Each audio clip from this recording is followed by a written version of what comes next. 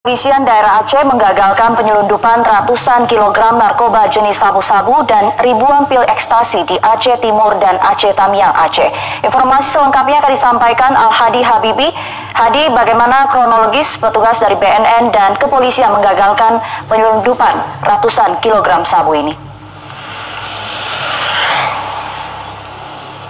Ya, Badan Narkotika Nasional BNN dan kepolisian daerah kembali berhasil mengagalkan upaya penyelundupan lebih dari 200 kg sabu dan juga 8.500 pil ekstasi dan 10.000 pel Elemen 5 di dua kawasan di Aceh, yakni di Kabupaten Aceh Timur dan juga di Kabupaten Aceh Tamiang. BNN menyita narkoba jenis sabu sebanyak 133 kg dan 8.500 butir ekstasi yang ditanam di pekarangan rumah tersangka Marzuki di Aceh Timur. Narkoba tersebut berasal dari Malaysia, masuk ke wilayah Indonesia melalui jalur laut dengan menggunakan kapal nelayan yang berangkat dari Malaysia ke Pelabuhan Idiraya Aceh Timur yang dibawa melalui jalur tikus yang ada di Aceh Timur. Selain barang bukti sabu dan ekstasi, disita juga 2 unit mobil, 2 unit sepeda motor, dan 2 unit telepon genggam.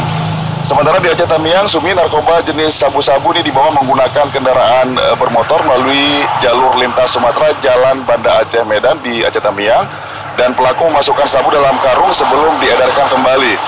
Dan diketahui pelaku bermaksud akan melakukan transaksi dengan berpindah-pindah tempat, dan saat ditangkap oleh aparat BNN dan juga kepolisian, tersangka melarikan dengan mobil dan sempat terjadi aksi kejar-kejaran antara mobil petugas dan pelaku yang mencoba melarikan diri.